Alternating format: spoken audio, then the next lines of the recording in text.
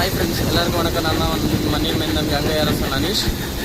நம்ம இப்போ இதை பார்க்க போகணும்னு வச்சிங்களேன், ஒரு மக்களுக்கான நல்ல செய்தி. அதாவது நல்ல செய்தி என்னது, மகிழ்ச்சியான செய்தி. அப்படி என்ன மகிழ்ச்சியான செய்தின்னு பார்க்குறீங்களா? தமிழக வெற்றி கழகத்தின் நம்ம குடும்பமானது மிகப்பெரிய ஒரு எதிர்பார்ப்பு தந்த உங்களுக்கு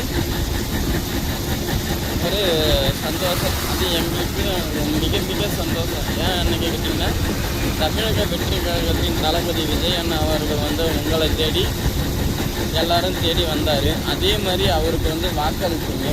இப்போ ஓரளவுக்கு எல்லா இடத்துலையுமே தளபதி விசில் அடிங்க அப்படின்னு ஒன் டைம் சொன்னார். கடைசி கட்டமாக வெற்றி நிச்சயம், பயப்படாமல் இருங்க அப்படிங்கிற மாதிரி சொன்னார். அதே மாதிரி அவருக்கு வெற்றி கொடுத்தீங்க.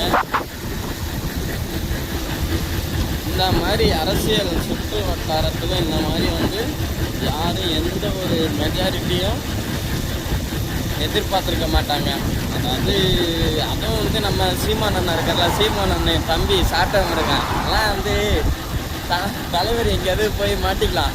என்ன காரணம்னு கேட்டிங்கன்னா வச்சிங்களேன், சாட்டம் இருக்க எல்லாரையும் குறை சொல்லுவார். சீமான் அண்ணனை பற்றி மட்டும் புகழ்ந்து பேசுவார். அது நெல்சன்னு ஒரு அண்ணன் வக்கீலவங்க ஒரு வீடியோ ஒன்று எடுத்து சாட்டை முருகனோட கையாள், அதான் நம்ம ராஜபுரம், அந்த ப்ரோட்டை அனுப்பிச்சுட்ருப்பாரு. அதான் அந்த ப்ரோ என்ன பண்ணாருன்னு வச்சிங்களேன், கத்தி எடுத்துகிட்டு வந்திருக்காரு. ஏற்கனவே அவர் ஜிம்பாடி, அவர் நம்ம நெல்சன் அண்ணனை கத்தி எடுத்துகிட்டு மிரட்டி பார்த்துருக்காரு. ஊருக்காரங்க சும்மா விடுவாங்களா, பிடிச்சி பொழந்து கட்டிட்டாங்க. இதெல்லாம் என்ன ப்ரோ, ராஜன் ப்ரோ, என்ன இது? ஒரு அரசியல் சுற்று வட்டாரத்தில் குறை சொல்கிறவங்க குறை சொல்லிகிட்டே தான் இருப்பாங்க, குறை சொல்லாதவங்க குறை சொல்லாமல் இருப்பாங்க. அது அவனோட அரசியல் வாழ்க்கை அப்படின்ற மாதிரி பயணம் பண்ணி போயிட்டுருப்பாங்க. இதெல்லாம் என்ன ப்ரோ?